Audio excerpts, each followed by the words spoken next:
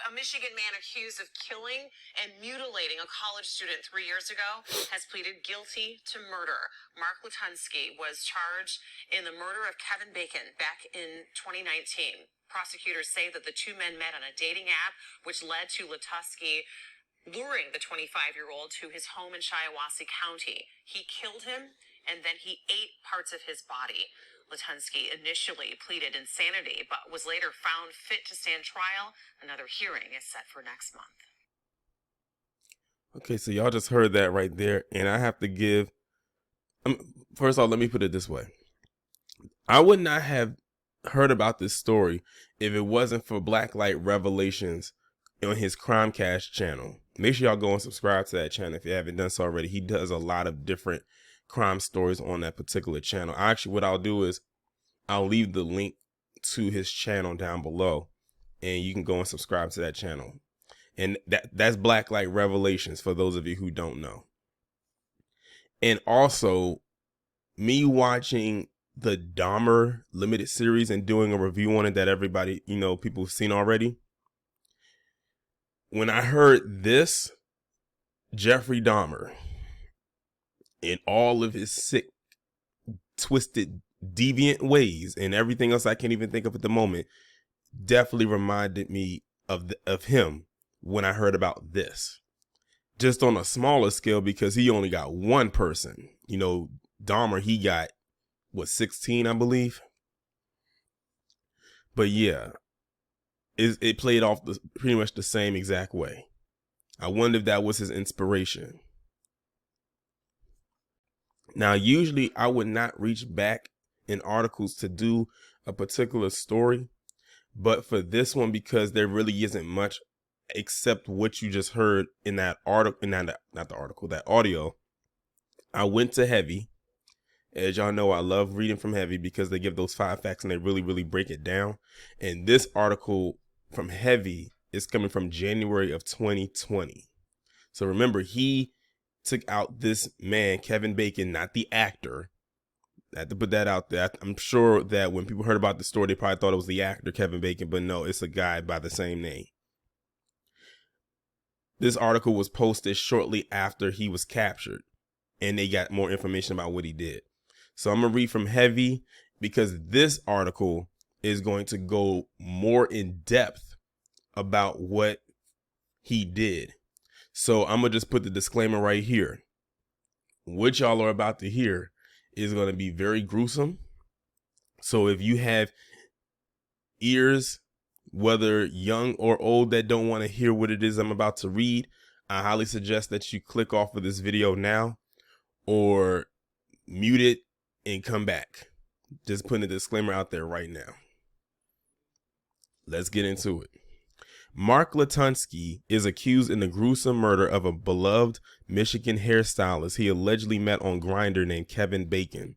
Authorities have now released graphic details about the homicide, but be forewarned that they're extremely disturbing. Even Heavy gave a disclaimer. When detectives went to Latunski's house, to put it mildly, they found a house of horrors complete with accusations of cannibalism. Bacon, aged 25, a hairstylist from Swartz Creek, went missing for several days before being found deceased in December 28th at Latunski's home in Bennington Township, Michigan.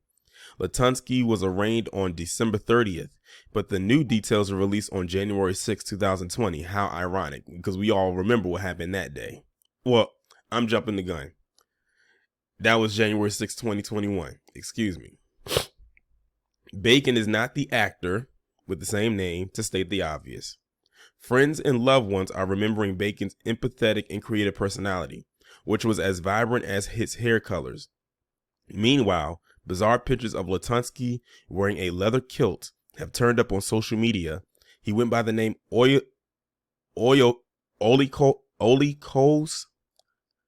Kai Lucas on social media and plastered his Facebook page with pictures showing him wearing the kilt. Those who really know me call me a straight arrow. I am a chemist and I'm an experimentalist, he claimed on Facebook. He's charged both with open murder and body mutilation. His lawyers contend he's legally insane. Well, fast forward to what you just heard. They declared him competent to stand trial. Now we are about to get into the 5 facts, and this is where the gruesome part kicks in. The first one reads, detectives discovered Bacon hanging from the ceiling rafters by his ankles. The horrific details were contained in court documents, and they show that when detectives went to Latunski's home to check on Bacon's welfare, they stumbled on a terrible scene. The court records shared by friends and community Shiawassee County News and Views and reported by other news sites revealed that detectives discovered Bacon hanging deceased and naked from the ceiling. They placed Latunski into custody. He was interviewed by detectives and allegedly admitted to the murder of Mr. Bacon, the court documents allege. Mr. Latunski stated he used a knife, stabbed him in the back one time, then slit his throat. Afterward, Mr. Latunski stated he wrapped a rope around the ankles of Mr. Bacon and hung him from the rafters of the ceiling. Horrifically, cannibalism is alleged. Mr. Latunski admitted to using the knife to cut off Mr. Bacon's testicles, which he later consumed. The Mark Latunski Fact and Theory Facebook page have posted a series of photos. It shows that Latunski's pictures from dating sites as well as his Facebook page. The second fact reads, Latunski, who claimed to be a chemist, was separated from his partner. Latunski was recently in a serious relationship. According to MLive, Latunski married Jamie J. Arnold in 2016 after meeting him on Grindr. Arnold told WNEM-TV that he wants people to know the truth, that I am not running, that I am in full cooperation, that I am willing to do whatever I have to do to bring justice. He expressed shock, telling the TV station, when it's somebody when you met is this kind, gentle soul, and they turn into this monster, you don't want to believe it. Arnold told WNEM that he separated from Latunski because of his lifestyle, adding, there were times I would come home and there was someone there. He tried to get me involved. I made dinner and went to bed. I had to get out. I couldn't take that lifestyle anymore. To MLive, Arnold said, to my knowledge, I couldn't force him to see a therapist or take medication. Never in a million years did I think he'd be capable of doing such a horrendous crime. He said that last July, Latunski was arrested for not paying child support. The site reported that at his arraignment for murder, Latunski said his name was Edgar Thomas Hill, but the victim's father isn't buying it and believes Latunski is playing a mental health card to try to get off. MLive reported that Latunski was once fired from a job selling lubricants. On LinkedIn, Latunski described himself as a self-employed chemist. Mark D. Latunski received a BS in chemistry from Central Michigan University. He worked in the barrier reasons division of the Dow Chemical Corporation in Midland, Michigan, characterizing the rates of decomposition of polymeric materials, he claimed on LinkedIn. He further claimed on the site that he obtained an MS in chemistry from Iowa State University of Science and Technology while studying physical organic chemistry and the mechanisms of free radical processes.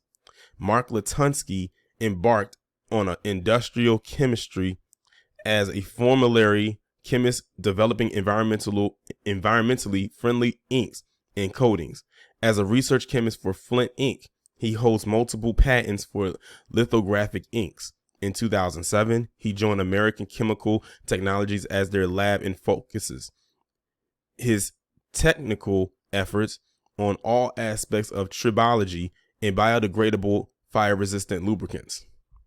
The third fact reads, Bacon's roommate told authorities that Bacon said he was going to meet a man he met through a dating app. Latunski filled his Facebook page with pictures showing him wearing a leather kilt.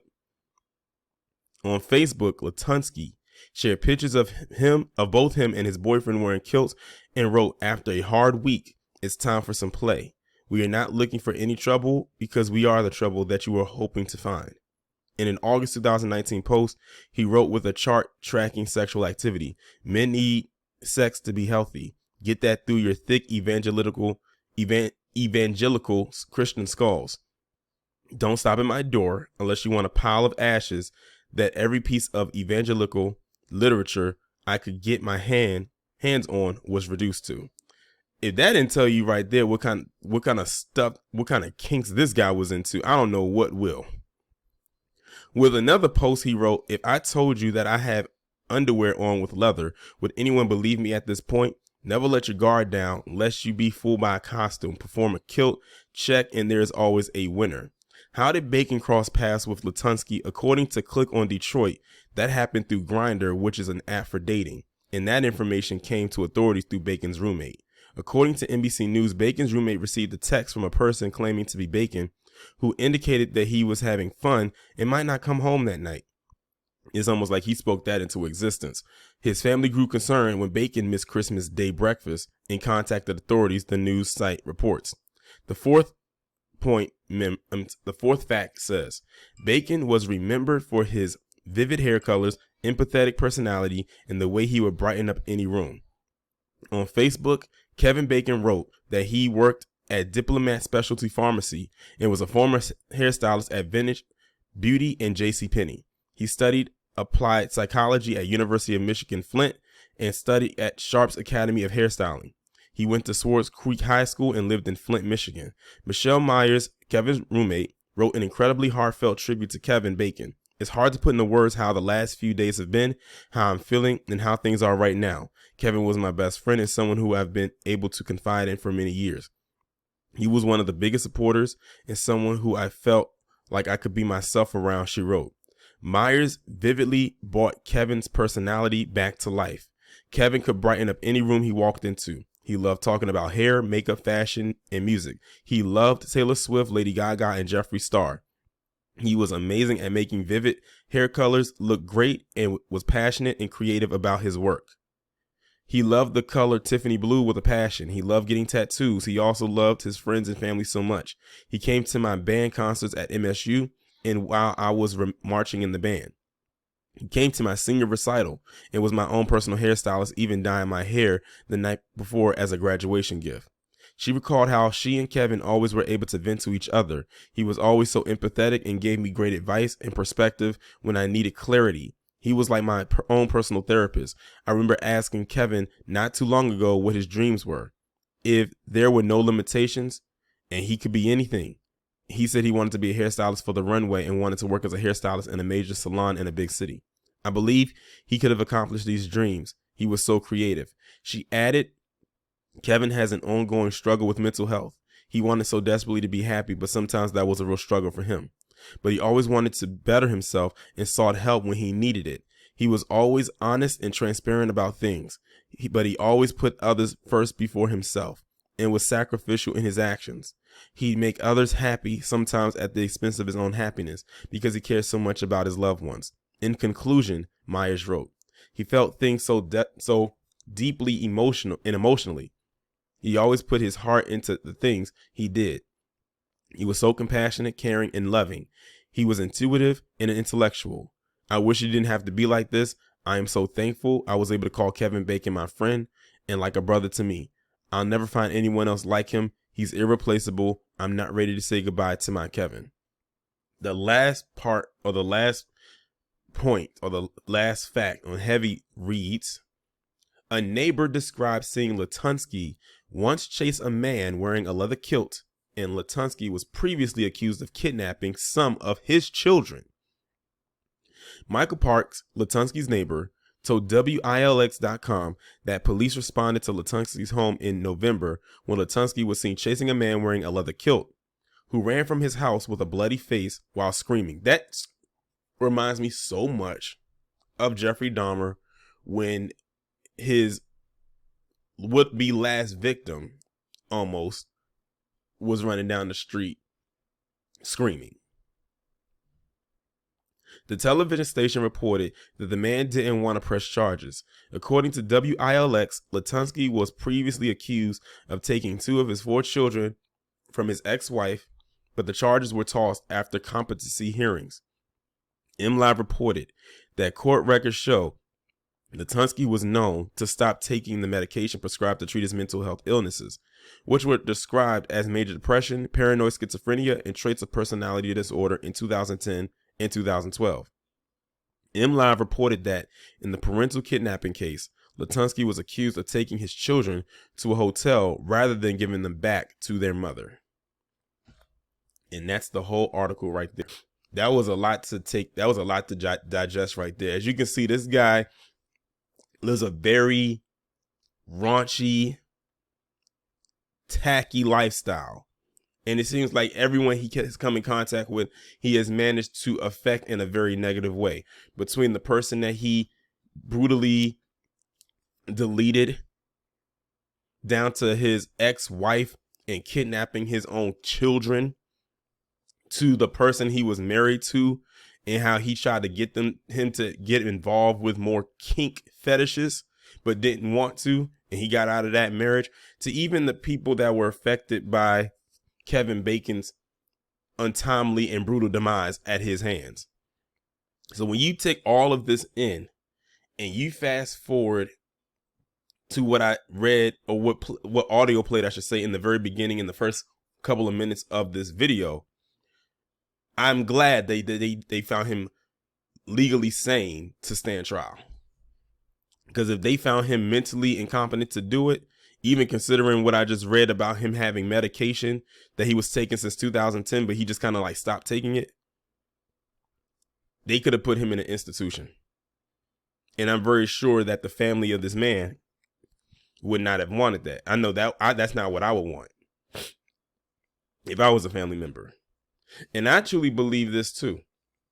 If you are a person that's been diagnosed, because at least he does have diagnosis, so they can't just say that, you know, they just coming out with the mental illness. Because I always say, don't hit anybody with the mental illness card if they have not been diagnosed with something, because to say mental illness, that's so vague, because there's so many diagnoses. So which one is it?